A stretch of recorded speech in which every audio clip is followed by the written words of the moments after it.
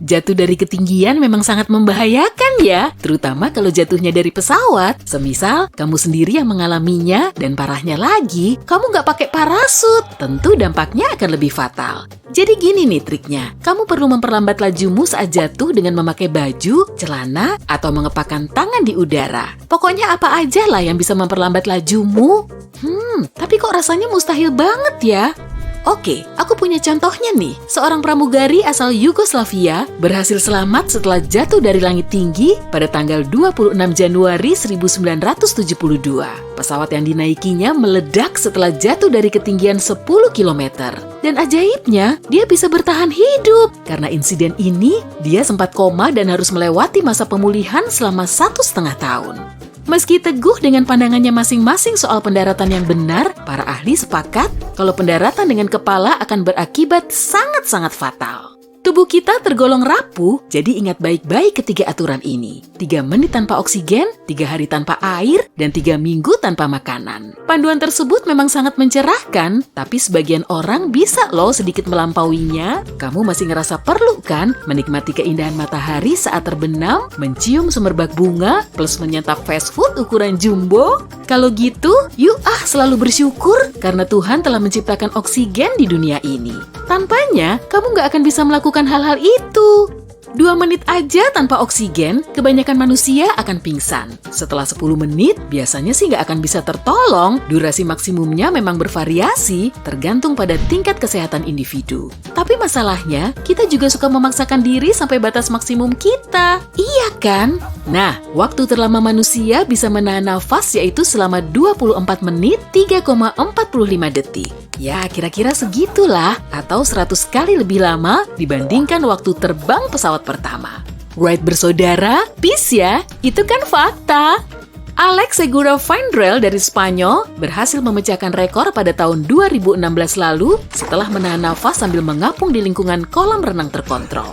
Sesaat sebelum menyelam, dia mengambil nafas panjang sampai megap-megap agar paru-parunya bisa menampung banyak oksigen. Tapi ternyata, menahan nafas di bawah air lebih gampang dilakukan daripada di darat. Berenang bisa mengaktifkan refleks menyelam dan memperlambat detak jantung sekaligus metabolisme.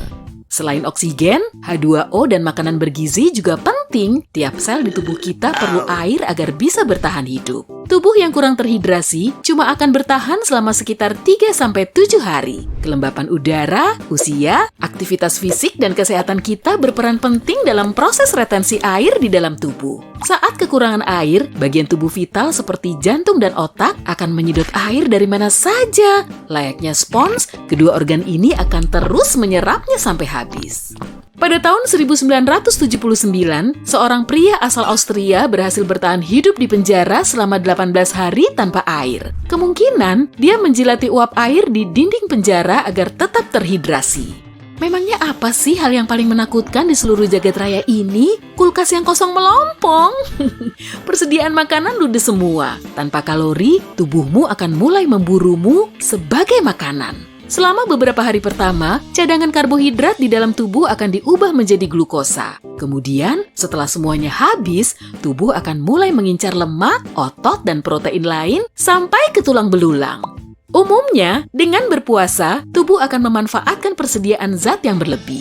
Mahatma Gandhi dulu juga berpuasa, bahkan sampai 21 hari berturut-turut. Seorang pria berumur 27 tahun diketahui melakukan puasa dengan hanya mengonsumsi air dan suplemen vitamin selama 382 hari. Lalu tubuhnya menyusut dari 205 kg menjadi 82 kg. Wow! Tubuh kita mampu bertahan tanpa makanan dalam jangka waktu lama. Zaman dulu juga belum ada supermarket kan? Jadi, meskipun kelaparan, kita tetap bisa bertahan hidup. Manusia memang bisa bertahan hidup dalam situasi ekstrim, tapi seberapa lama sih kamu bisa berenang di air dingin sebelum berubah jadi es batu?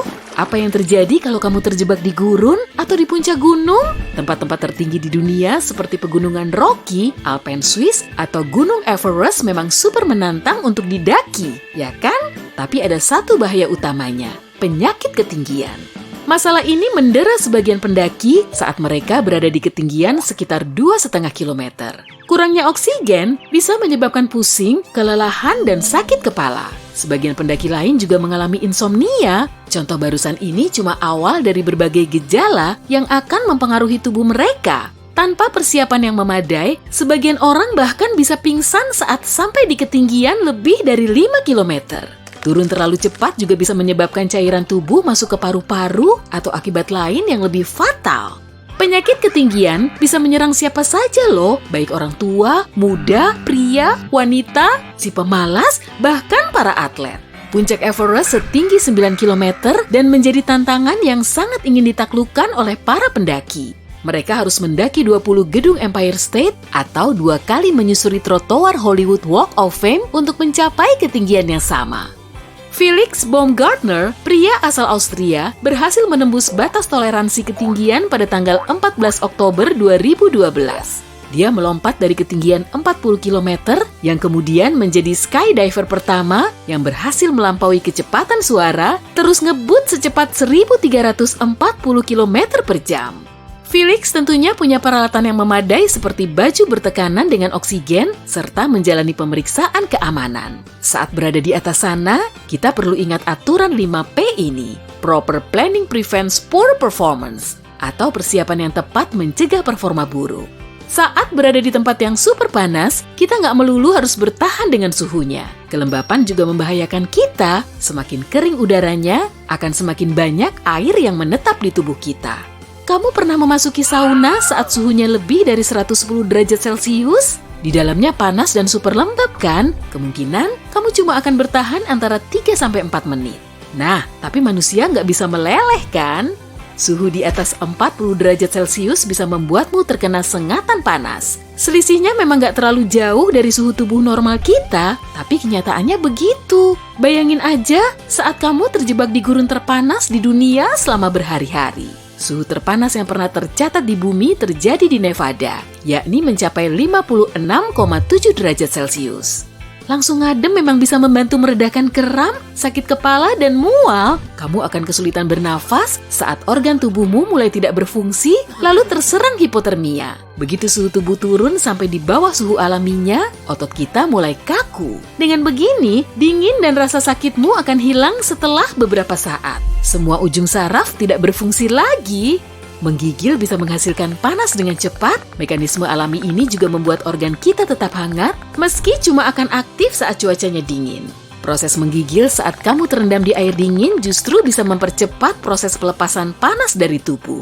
Pernah dengar tentang 300 Club belum? Klub ini berbasis di Antartika dan berhasil menguji batas ekstrim kemampuan tubuh manusia dalam cara yang unik. Para peserta di stasiun tersebut memanaskan diri di sauna yang bersuhu 93 derajat Celcius. Setelah selesai, mereka memakai sepatu boot lalu berlari keluar yang suhunya minus 73 derajat Celcius.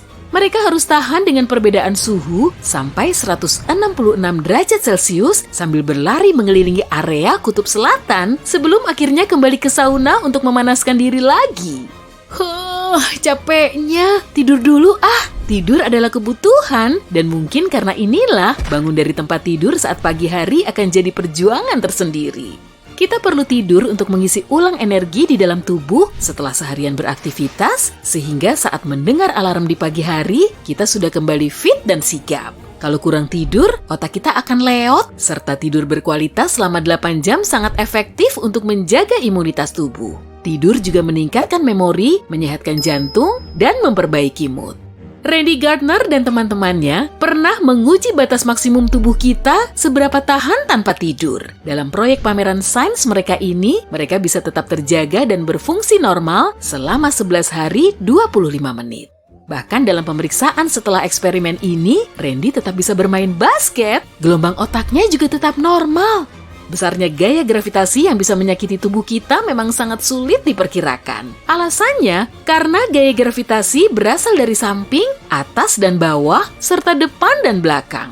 Dampak yang kita rasakan ditentukan oleh durasi saat kita duduk sambil diputar-putar seperti boneka. Semakin lama kita duduk di tempat bergravitasi kuat, akan semakin mengerikan efeknya. Di rumah pun, kita merasakan efek gaya gravitasi. Misalnya saat duduk terlalu cepat, bersin, atau saat punggungmu dipukul terlalu keras. Pilot John Stepp mendemonstrasikan manusia bisa tahan terhadap tekanan di atas 40 gravitasi, hampir 10 kali dari tekanan yang biasa dirasakan oleh pengemudi mobil balap. Eksperimen ini cuma berjalan selama beberapa detik, tapi berat tubuh Stepp mencapai hampir 3.175 kg. Kita bertahan hidup bukan cuma dengan melawan kondisi yang membahayakan, terkadang melawan waktu. Rekor saat ini mencatat umur terpanjang manusia dimiliki oleh Gene Coleman yang lahir pada tahun 1875.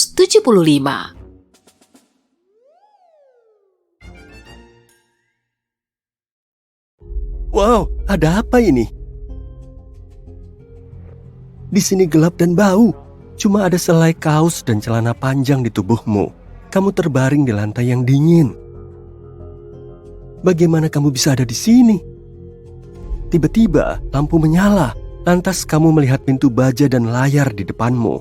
Layar itu menyala. Ada seorang lelaki bertopeng bilang kalau kamu punya waktu 1 jam untuk lolos dari 6 ruangan dan memenangkan hadiah uang tunai. Kamu bangkit dan berjalan ke pintu untuk membukanya. Tapi pintu itu terkunci.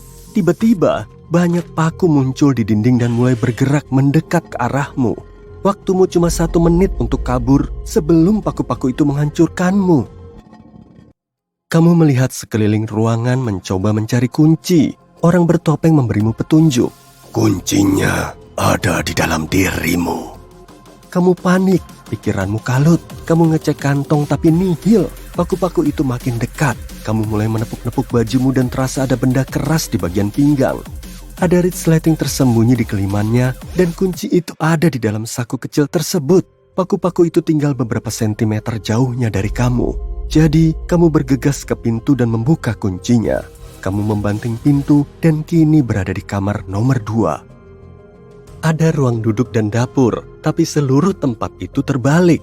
Semua barang melekat ke lantai yang bagimu adalah langit-langit. Pintu keluar ada di seberang ruangan, tapi kamu harus mencari kuncinya di suatu tempat. Kamu melihat sekeliling dan dengan berjinjit, kamu raih bangku tinggi di dapur, menariknya agar lepas. Bangku berbunyi meletup dan kamu terjerembab di lantai bersamanya. Kayak diberi aba-aba, semua barang mulai berjatuhan sendiri dari langit-langit. Awalnya yang kecil-kecil, alat makan, keranjang buah, lalu kamu lihat barang-barang besar mulai bergetar. Kalau lemari pakaian itu menjatuhimu, kamu bergidik dan menatap ruangan untuk mencari petunjuk. Lalu kamu mengambil bangku, lari ke ruang duduk dan berdiri di atas bangku itu untuk meraih sela-sela sofa. Nihil.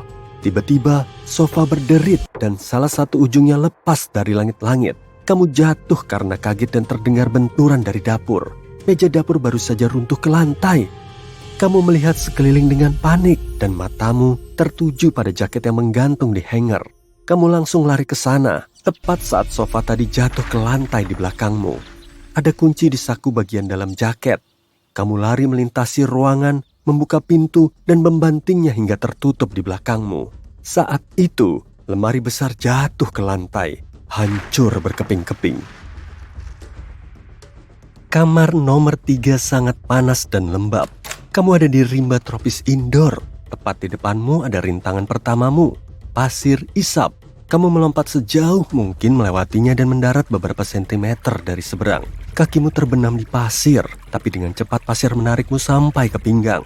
Kamu mengayunkan tangan dengan panik dan satu lenganmu menyentuh sebuah sulur di atas kepalamu. Kamu memegang sulur itu dan menarik tubuh keluar untuk menyelamatkan diri. Nyaris banget. Ternyata kamu ada di tepi ngarai dangkal dengan sungai yang mengalir deras di bawahnya. Ada 3 sulur menjuntai dari langit-langit di depanmu. Kamu menariknya, tapi nggak bisa ngecek apa sulur-sulur itu cukup kuat menahan berat tubuhmu. Kamu nemu batu berat dan kamu ikat di salah satu sulur itu. Ayunkan dan tas. Sulur itu patah, batu pun nyemplung ke air. Nggak ada batu berat lagi di sana. Jadi kamu harus memilih. Kamu memejamkan mata, berayun dengan sulur lain, dan patah juga. Kamu langsung terlontar ke dalam air. Aliran air membawamu ke ujung, dan kayaknya itu air terjun. Kamu panik, tapi ngelihat ada akar-akaran mencuat dari tebing sungai lain. Kamu langsung berpegangan di akar itu sebagai upaya terakhir, dan menarik diri dari air. Sambil ngos-ngosan, kamu naikkan kepala. Ada pintu menuju kamar berikutnya, cuma berjarak beberapa langkah. Kamu berjalan sempoyongan, pintu itu terbuka sendiri. Kamar nomor 4 berisi jerami. Ada tulisan di dinding yang berbunyi, menemukan kunci itu layaknya menemukan jarum di tumpukan jerami. Saat melihat sekeliling ruangan, ada bunyi klik di kejauhan. Kamu mengikuti bunyi itu sampai ke sebuah sumbu panjang yang baru saja disulut. Ujung satunya terkubur di dalam tumpukan jerami. Begitu api mencapai tumpukan, seluruh tempat itu akan terbakar. Kamu sibuk mengobrak-abrik jerami, tubuhmu masih basah kuyup dan keringat mengucur deras sampai ke sepatu. Jadi jerami lengket di tubuhmu. Saat melempar setumpuk besar jerami, kamu menemukan sesuatu yang besar dan berat. Detektor logam. Kamu ambil alat itu dan mulai mencari. Beberapa menit berlalu sampai kamu dengar detektor berbunyi. Sumbu tadi cuma beberapa sentimeter saja jaraknya dari tumpukan jerami. Kamu gali jerami dan menemukan kunci itu. Lantas bergegas ke pintu saat tumpukan jerami mulai terbakar. Dengan hempasan kuat, pintu menutup di belakangmu. Kamu selamat. Kamar kelima gelap pekat. Kamu mulai berjalan sambil menjulurkan tangan di depanmu. Setelah selusin langkah, sebuah lampu sorot terang menyala. Kamu memejamkan mata rapat-rapat. Kamu berdiri di platform yang terdiri dari 9 panel segi 4 dan ada ring basket di dekat sana. Kamu nggak bisa mendekat. Ada jarak antara kamu dengan ring. Di dekat kakimu ada 5 bola basket. Sebuah layar menyala di atas ring, bertuliskan 03. Jadi kamu harus memasukkan 3 bola ke dalam ring untuk bisa lanjut. Kamu ambil 1 bola dan melemparnya.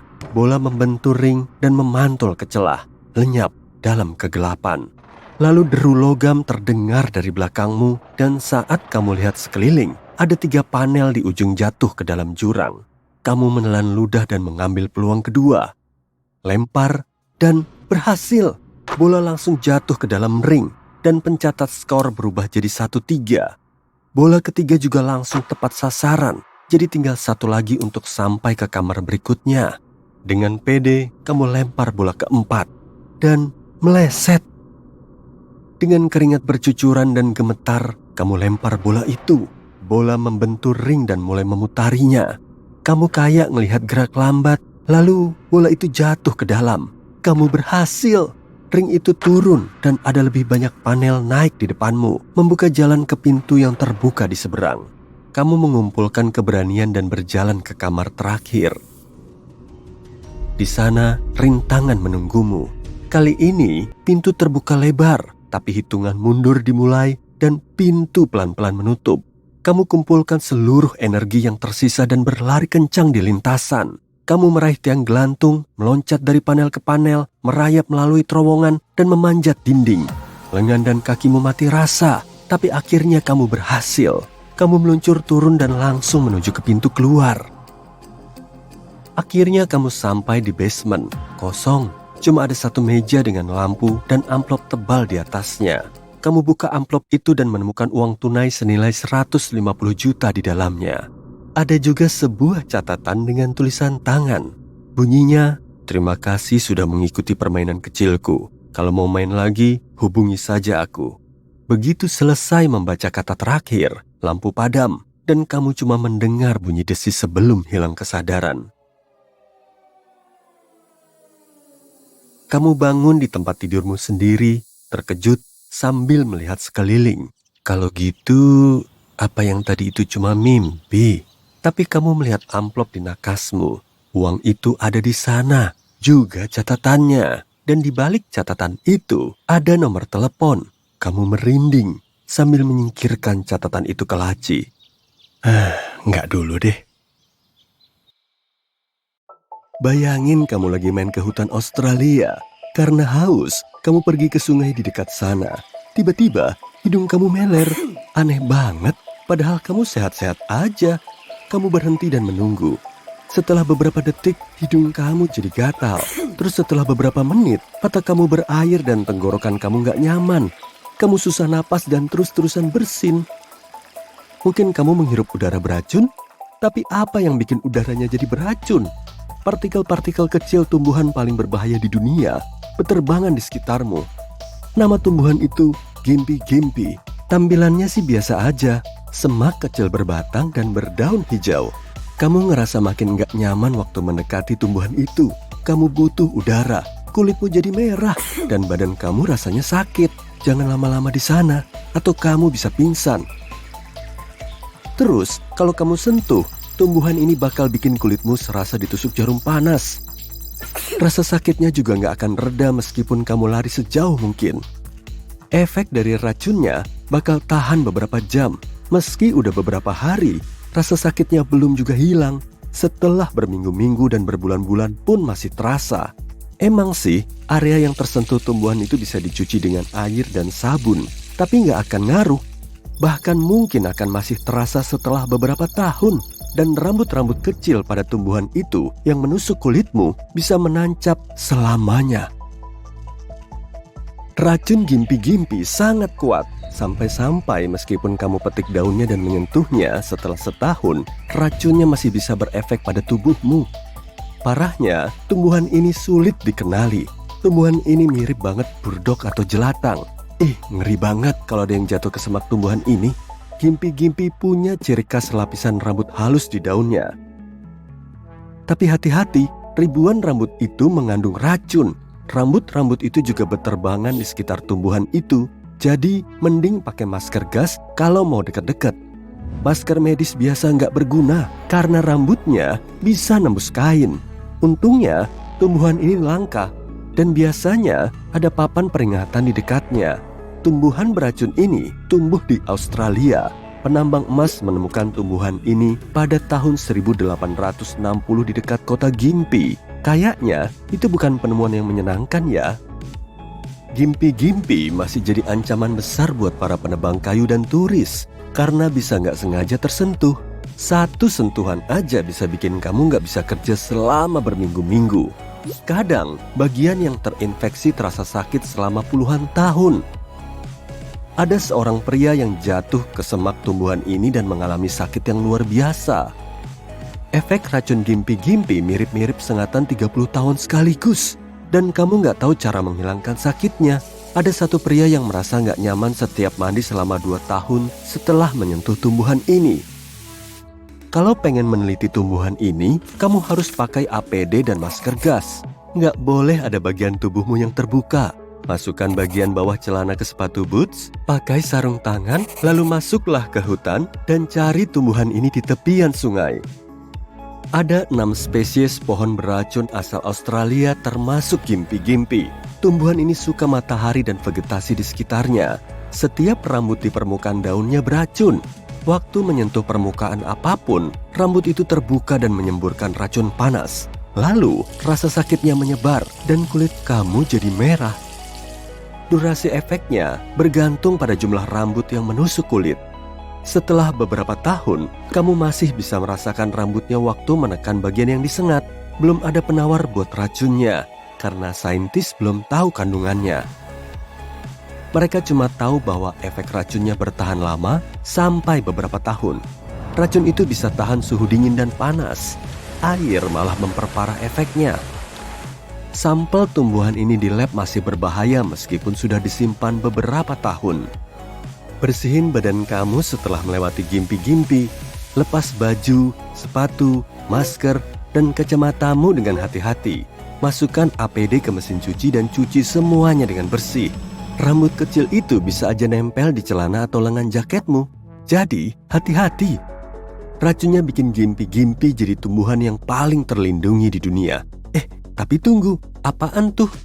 Kamu ngeliat lubang di daunnya nggak? Ada yang makanin daunnya tuh. Ini adalah spesies kumbang malam biasa. Mereka bisa menyantap gimpi-gimpi sesukanya karena nggak terpengaruh sama racunnya. Serangga ini nggak peduli. Gimpi-gimpi adalah makan siang yang sempurna karena nggak ada yang mengganggu mereka waktu hinggap di sana.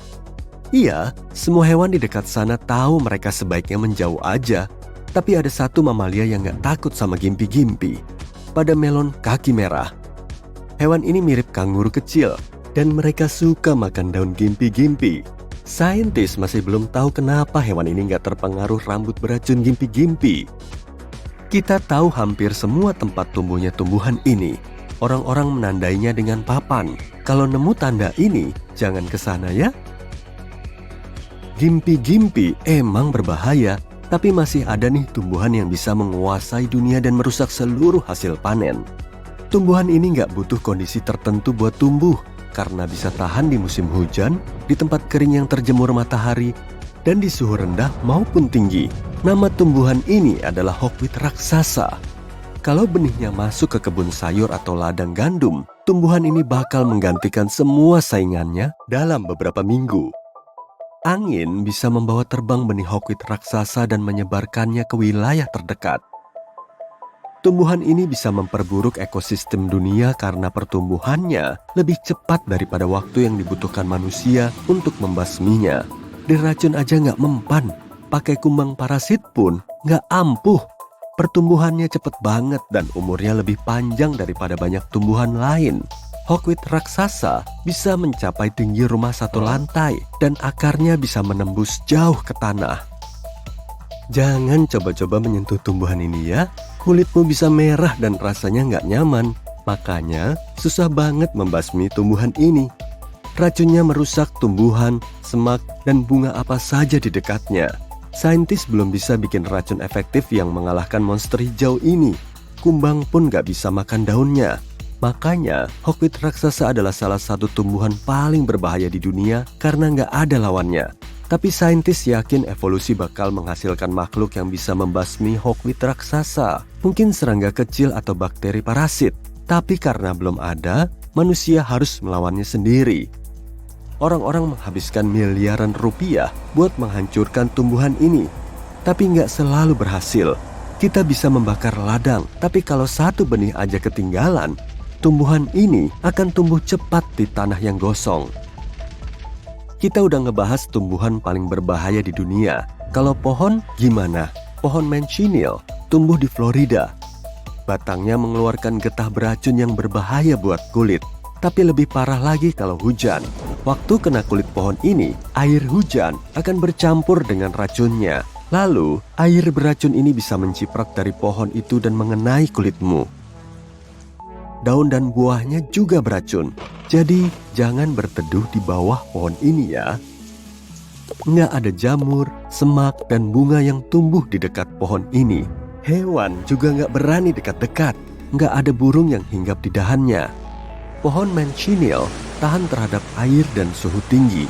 Oh iya, jangan ngebakar pohon ini juga. Asap pembakarannya juga beracun dan bahaya buat mata. Warga lokal biasanya nandain pohon ini dengan lingkaran merah. Bahaya bisa datang di mana saja. Penipu makin kreatif, menggunakan berbagai cara untuk mendekati dan menggunakan keahlian mereka untuk menipumu. Mereka memakai benda-benda aneh seperti amplop di mobil dan menaruh benda aneh lain di kap mobil untuk mencelakai semua orang tanpa melihat usia dan latar belakang mereka. Yuk, kenali tanda-tanda bahaya dan cara mengatasinya. Hari sudah malam, kamu memarkir mobil di parkiran supermarket. Kamu mengunci mobil, lalu belanja. Saat kembali, kamu melihat kemeja terbalut di salah satu wiper kaca depan mobil. Jangan berhenti untuk melepas baju itu dari kaca depan jika ini terjadi padamu. Sebaiknya, segera masuk mobil, lalu pergi, cari tempat terang yang ramai, lalu berhenti dan buang baju itu. Itu trik baru yang dipakai penjahat untuk mengalihkan perhatian orang yang menyetir sendirian. Kemeja atau kain besar membuatmu berhenti dan melepasnya. Selagi kamu melakukan ini, mereka bakal mengendap-endap dan mulai beraksi. Kalau kamu bawa tas belanja, sebaiknya jangan buka bagasi karena membuatmu jadi sasaran empuk dan menghambat kamu bertindak cepat. Taruh saja tas kamu ke dalam mobil, lalu pilah nanti saat sudah aman. Lebih ngeri lagi kalau kamu menemukan amplop di dalam mobil saat kamu kembali ke mobil. Mobil itu jelas sudah kamu kunci, jadi mungkin ada yang membobol mobilmu. Pertama-tama, ingat keamanan dasar dan segera pergi.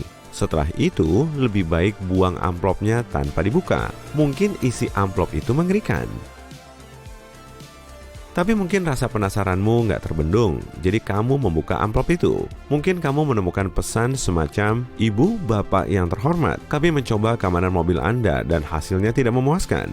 Seperti yang Anda tahu, mobil Anda bisa mudah dibobol. Kami berharap Anda membayar tes ini dan kami akan mengirim orang yang bisa membantu Anda memasang sistem keamanan yang lebih baik. Untungnya, mereka nggak mencuri sesuatu. Jadi, buang amplopnya dan abaikan pesannya. Kalau kamu membayar penipu, mereka pasti akan mengulanginya atau bahkan mencoba hal lebih buruk. Sebaiknya pergi ke bengkel mobil terpercaya dan periksa sendiri sistem keamanan mobil kamu atau ganti yang sudah ada kalau kamu ragu dengan tingkat keamanannya. Botol air di kap mobil bisa jadi tanda bahaya besar, seperti baju di wiper kaca depan. Botol air itu berfungsi untuk mengalihkan perhatian dan membuatmu keluar dari mobil. Tapi ini lebih parah. Meskipun kamu nggak keluar untuk menyingkirkan botol atau benda besar lainnya dan cepat pulang, kamu mungkin akan menghadapi hal menyeramkan.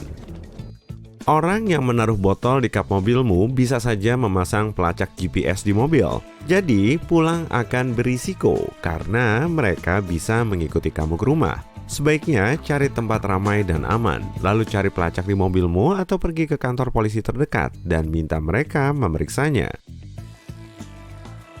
Ketika orang asing minta tolong untuk mengambil foto mereka, jangan terlalu cepat setuju. Lihat dulu mereka. Kalau mereka kelihatan mencurigakan atau nggak ramah, sebaiknya tolak permintaan mereka dengan sopan. Ini mungkin penipuan. Mereka menyerahkan ponsel ke kamu. Kamu menyalakan kamera, lalu melihat kamera retak dan fotonya rusak. Kamu mengembalikan ponsel mereka, tapi mereka menuduhmu merusak ponsel mereka. Mereka bakal minta ganti rugi dan bikin keributan. Kalau itu terjadi, sebaiknya jangan panik dan terpancing. Pergi dengan tenang, jelaskan bahwa kamu nggak akan tertipu. Dan kalau mereka mulai kasar, hubungi polisi.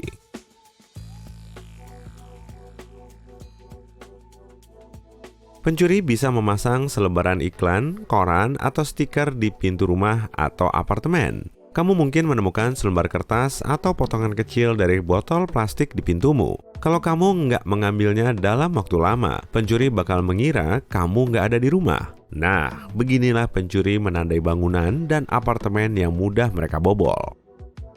Lagi pula, masuk ke apartemen kosong jauh lebih aman. Jadi, cepat singkirkan benda asing begitu kamu melihatnya.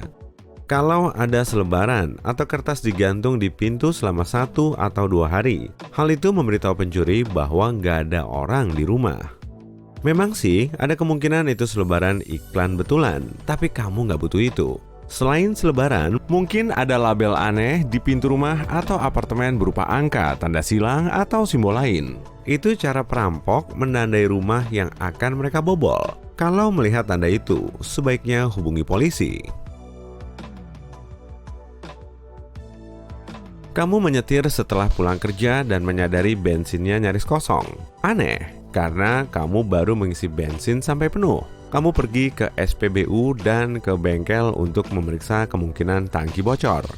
Sementara itu, perampok bisa beraksi merampok rumahmu. Mereka sengaja mengosongkan bensin mobilmu agar kamu pergi ke SPBU. Mereka menghambatmu dan mengulur waktu untuk membobol rumahmu. Kalau kamu yakin sudah mengisi bensin tapi kosong lagi, hubungi tetanggamu dan minta mereka mengawasi rumah atau apartemenmu.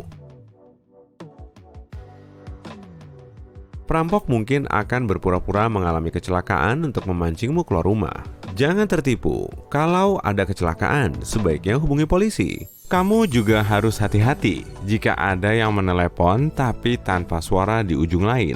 Kalau telepon itu cukup sering dan mulai mengganggu, mungkin itu pertanda rumahmu jadi sasaran perampok dan mereka memeriksa apakah kamu ada di rumah.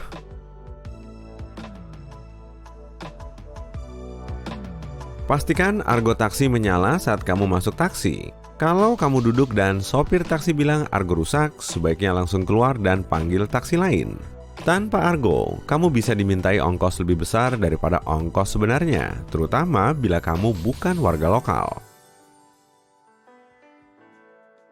Mobilmu mogok di tengah jalan tol, lalu kamu memanggil jasa derek mobil. Kurang dari 5 menit, ada truk derek berhenti, dan sopirnya menawarkan bantuan.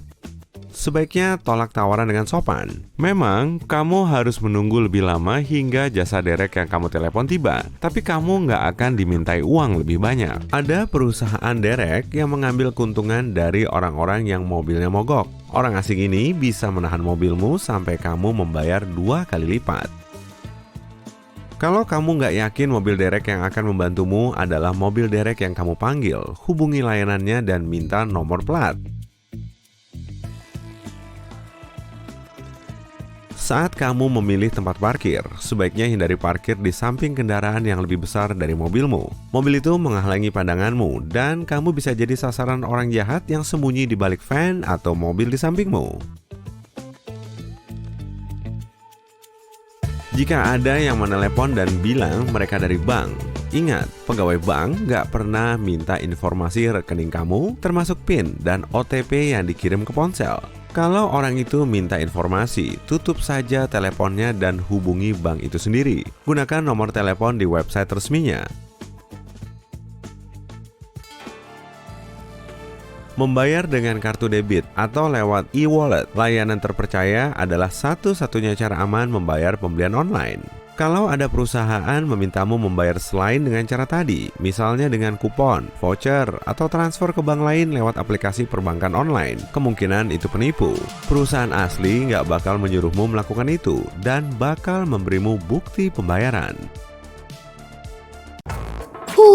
Kamu udah ada di Gurun Sahara aja nih. Jauh-jauh ke Sahara, rupanya kamu mau ikut lomba maraton. Dari sini, kamu harus berjalan sejauh 950 km ke arah timur menuju titik kumpul acara supaya bisa ngebuktiin kalau kamu bisa tahan banting di segala kondisi.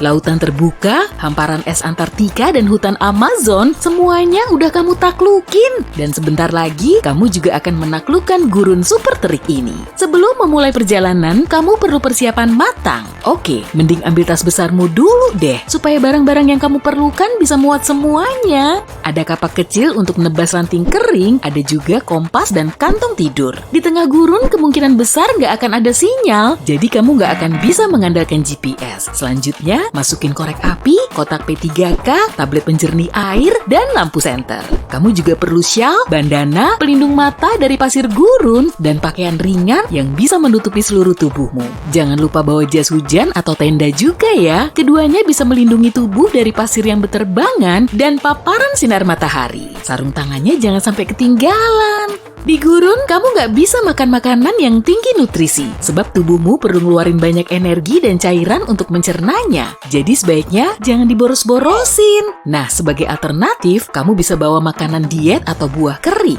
Kamu juga pasti perlu air yang sangat banyak. Sebagai langkah antisipasi, masukin air minummu ke dalam beberapa wadah kecil, jangan cuma ditaruh di satu wadah besar sekaligus. Kalau wadah besarmu sampai rusak, air minummu akan langsung habis. Tapi, kalau ada beberapa wadah, seenggaknya kamu masih punya cadangan lain kan? Oke sip, tasmu udah penuh, saatnya meluncur ke lokasi dengan naik helikopter. Setelah sampai, kamu langsung mengolesi hidungmu dengan krim pelembab supaya membran mukosa di dalamnya tetap basah. Udara panas bisa membakar hidungmu, tapi kamu juga nggak bisa bernafas lewat mulut. Nanti tubuhmu malah semakin panas karena kehilangan kelembapan. Kamu mulai berjalan beberapa langkah, tapi segera berhenti. Kayaknya perhitunganmu kurang matang deh. Sebaiknya jangan menyusuri tempat sepanas ini di siang bolong dong. Kamu akan mulai berkeringat dan kehilangan banyak cairan. Padahal stok air minummu terbatas. Jadi idealnya pilih waktu sore atau malam hari aja. Di waktu-waktu ini udaranya udah dingin kan? Dan kamu perlu banyak gerak untuk menghangatkan tubuh. Setelah nemu pohon tumbang, kamu langsung mendirikan tenda dan nggak perlu nunggu waktu lama, tempat tidurmu sudah siap. Saat ini kamu perlu membatasi gerakmu untuk menghemat energi. Beberapa saat kemudian, kamu mulai membuka peta dan mengeluarkan kompas. Di situ kamu ngecek rute dan nyari tahu lanskap gurun biar gerakmu lebih gampang. Wah, kamu mulai haus ya? Tapi saat mau minum, kamu malah mengurungkannya. Sebaiknya jangan minum dulu selama 24 jam ke depan agar tubuhmu memasuki mode survival. Ya udahlah, mending langsung tidur aja. Butiran pasir menerpa wajahmu, kamu pun bangun, lalu melihat badai pasir yang terus mendekat. Gawat, di dekatmu ada pohon lapuk tuh. Rantingnya berjatuhan diterjang badai. Buruan, cari tempat berlindung. Kamu langsung pakai kacamata dan syal basah biar nafasmu lebih lancar. Tapi kalau nggak bawa syal, kamu perlu menutup wajahmu pakai tangan. Dan seluruh tubuhmu harus terlindungi oleh pakaian. Butir pasir halus terus berterbangan dan menempel di kulitmu. Meskipun sudah tertutup kain, wajahmu masih juga kemasukan pasir. Dan di dekatmu nggak ada spot aman sebagai tempat berlindung. Pohon dan batu besar juga nggak ada lagi. Oke, pilih bukit aja deh kalau gitu. Saat terjadi badai, butir pasir bisa saja memantul dari tanah dan saling bertabrakan di udara. Kalau kamu berada di atas bukit, kebanyakan dari pasir ini akan bergerak menuruni lereng dan kamu bisa lebih aman. Jadi, kamu harus sampai di atas bukit secepat mungkin. Dalam kondisi seperti ini, gerakmu akan makin sulit, kamu akan kehilangan banyak energi. Dan kamu perlu berjalan mundur sambil memunggungi arah datangnya angin untuk melindungi wajahmu. Duh, badainya makin kenceng aja nih. Tapi untungnya, kamu berhasil naik dan sampai di atas bukit pasir kecil. Saatnya duduk di tenda sambil nunggu. Tapi tubuhmu mulai kecapean dan kamu mulai terbuai ke alam mimpi. Beberapa jam kemudian, kamu terbangun dalam sepi. Badainya udah reda.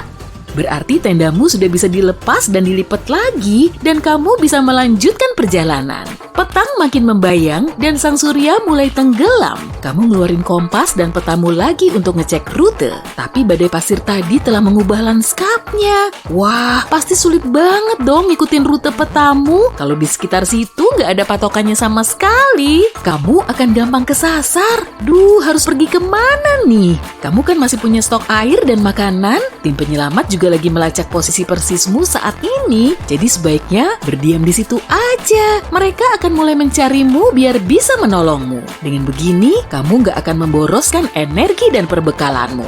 Tapi, kamu ngecek kompas dan petamu lagi, kemudian malah melanjutkan perjalanan ke arah timur. Tujuan awalmu ke sini kan memang mau ikut maraton, iya kan? Udara malam kian dingin, tapi tubuhmu tetap hangat karena terus bergerak. Duh, korekmu udah nggak ada di saku lagi tuh. Kayaknya udah hilang pas tadi ada badai. Di depanmu ada batang pohon kering dan kamu segera mengambil rantingnya lalu memasukkannya ke tas. Sambil berjalan, kamu meninggalkan jejak ranting ini dengan menancapkannya ke tanah supaya tim penyelamat segera melihatmu kalau kamu nggak sampai di titik kumpul acara maraton. Fajar kian menyingsing dan matahari semakin terik. Setelah nemu pohon lagi, kamu segera mendirikan tenda dan beristirahat sambil minum air hingga akhirnya tertidur. Malam harinya, kamu ngumpulin ranting dan berjalan mengitari gurun lagi. Nah kan, yang ada kamu malah makin kesasar. Persediaan air minummu juga mulai menipis tuh. Setelah mengasup makanan berenergi, kamu malah makin kehausan. Tubuhmu perlu lebih banyak air. Kalau kamu menghadapi situasi begini, sebaiknya tetap tenang. Kalau kamu ketakutan, energimu malah akan terkuras. Jadi kamu mulai ngebayangin gurun ini sebagai rumah keduamu yang rutenya sudah sangat kamu hafal. Trik ini bisa bikin kamu makin pede dan kuat. Di depanmu terlihat ada puing rumah tua dan kamu segera masuk untuk berlindung. Setelah itu, kamu menata ranting yang kamu bawa, kemudian kamu bikin api unggun dengan bantuan cermin. Jadi kamu perlu nyalain api supaya tim penyelamat bisa melihat asapnya. Tapi sayangnya, di sekitarmu nggak ada helikopter lewat. Di malam berikutnya, kamu melanjutkan perjalananmu lagi. Padahal airmu tinggal sebotol, kamu juga mulai mengurangi makanmu biar energimu nggak terkuras untuk mencernanya. Cara ini malah bikin kamu makin lemah. Berarti kamu perlu ngisi lagi stok perbekalanmu. Tapi harus nunggu pagi dulu. Setelah mengamati langit, kamu mulai mendatangi area di bawah gumpalan awan. Di situ pasti akan ada kehidupan dan sumber air. Tapi rupanya matahari terlalu menyengat dan kamu pun bikin tempat berteduh lagi. Baru juga rebahan sebentar, kamu udah tertidur lagi tuh karena emang udah kecapean. Matahari kian meninggi dan makin terik. Kamu segera terbangun oleh silaunya. Tersadar kembali kalau airmu habis, kamu langsung bangun dan mencari tumbuhan di balik bebatuan. Dari situ, kamu bisa mendapat air yang terdapat pada rumput, tanaman, atau semak-semak. Setelah hujan, tanah di bawah batu akan tetap lembab sampai lama. Coba deh cek batunya dulu. Tapi selalu hati-hati ya, di balik batu biasanya juga ada kalajengking, ular, dan laba-laba. Kamu juga perlu melihat ke permukaan pasir, barangkali di situ ada jejak hewan. Kamu bisa mengikuti jejak ini karena hewan juga pasti mencari air. Kuncinya, tetap waspada. Bisa jadi itu jejak citah atau anjing liar Afrika. Kamu nggak akan kuat ngelawan hewan ini, jadi sebaiknya menjauh aja dan tunggu mereka sampai selesai minum. Ada jejak kaki tuh. Dari kejauhan terlihat sekawanan hiena tutul sedang berjalan. Kamu perlahan mengikuti mereka menuju oasis. Setelah nunggu mereka minum sampai berjam-jam, akhirnya kamu bisa ngambil air. Jangan lupa masukin tablet pemurni air ya. Tapi kalau kamu nggak bawa obat ini, toh kamu masih perlu minum kan? Boleh-boleh aja sih, asalkan airnya aman. Tapi perlu diingat ya, sebaiknya jangan minum banyak-banyak. Tubuhmu udah kecapean dan nggak bisa segera memproses banyak cairan. Kali ini kamu minum sangat pelan. Mungkin harus nunggu berjam-jam nih biar hausmu benar-benar hilang. Setelah selesai, kamu makan dan mengisi botol minummu. Perutmu sudah terisi dan kamu jadi sangat puas hingga tertidur lagi. Suara bising seketika membangunkanmu dari tidur. Wah, ada helikopter tuh, tepat di atasmu. Kamu langsung berseru dan melambaikan tangan. Tapi para penyelamat gak bisa melihatmu. Kalau harus bikin api dulu, pasti kelamaan lah. Duh, helikopternya udah pergi aja tuh. Ayo dong, mikir. Oh iya, kan bisa pakai cermin buat mantulin sinar mataharinya ke arah helikopter itu. Mereka langsung bisa melihatmu dan kamu pun selamat. Kamu bisa mengubah korek api biasa jadi korek api tahan air. Lapisi korek dengan kuteks dan biarkan mengering. Setelahnya, korek akan cukup kering dan bisa memantik api, meskipun kamu menjatuhkannya ke air. Kalau tersesat di musim dingin dan memerlukan air untuk minum, jangan langsung memakan salju ya. Salju mengandung lebih banyak udara daripada air. Jadi, kamu tidak akan merasa terhidrasi. Tubuhmu malah menghabiskan banyak energi saat memakannya. Lebih parah lagi, suhu tubuhmu bisa turun dan bahkan jatuh sakit. Kalau kamu mendapati dirimu berhadapan dengan coyote atau serigala, jangan memunggunginya. Mundur perlahan sambil menghadap hewan itu. Tapi ini hanya berhasil jika hewan itu sendirian. Kalau kamu bertemu sekawanan, yang paling penting adalah jangan sampai kamu dikepung oleh mereka. Berjalanlah mundur ke arah pohon dan rapatkan punggungmu ke pohon itu. Lalu pilih saat yang tepat untuk memanjat pohonnya dengan secepat mungkin. Beberapa lapis pakaian akan menghangatkan tubuhmu lebih baik daripada satu mantel bulu atau jaket bulu angsa. Udara akan terperangkap di sela-sela lapisan pakaian mengisolasi panas dan membuat tubuhmu hangat. Kalau tersesat di hutan, selalu coba untuk tidak tidur di tanah. Kamu bisa berbaring di atas tumpukan dahan dan dedaunan sebagai alas tidur, atau pasang tempat tidur gantung di antara dua pohon. Pada malam hari, suhu turun dan tanah menjadi dingin. Meskipun kamu membuat api unggun, apinya bisa padam saat kamu tidur, dan tanahnya akan menyerap panas tubuhmu. Kamu berada di atas perahu di tengah-tengah laut. Tanpa makanan, tak ada jaring untuk menangkap ikan dan kelaparan. Padahal rencananya kamu hanya berlayar 3 jam. Hei, tahu nggak? Sebenarnya kamu bisa menangkap ikan memakai tali sepatu dan benda apa saja. Bisa ponsel, arloji, atau kunci. Bayangan perahu di laut bisa menarik ikan dan benda berkilau bisa menjadi umpan. Ikat kunci ke tali sepatu dan gunakan sebagai alat pancing. Kalaupun tidak ada ikan yang menggigit umpannya, aktivitas seperti ini merupakan cara bagus untuk menjaga pikiran tetap jernih di laut lepas. Meditasi pendek bisa menyelamatkanmu dari serangan panik. Kamu harus fokus pada pernapasanmu dan mencoba untuk memperlambatnya. Otakmu akan segera tenang dan menjauhkanmu dari rasa panik. Masker oksigen di pesawat berfungsi dalam prinsip yang sama. Saat kamu mengontrol pernapasanmu, perhatianmu akan beralih dari hal buruk apapun yang sedang terjadi. Kamu bisa membuat obor dari batang pohon. Taruh batang kecil secara vertikal, buat lubang dalam yang berbentuk bintang di bagian atasnya. Masukkan rumput kering, dedaunan, dan ranting ke dalamnya. Setelah itu, nyalakan api di batang pohon itu dan obornya mampu menyala hingga 3 jam. Hasilnya akan sama saja, tak peduli jenis dan ukuran kayunya.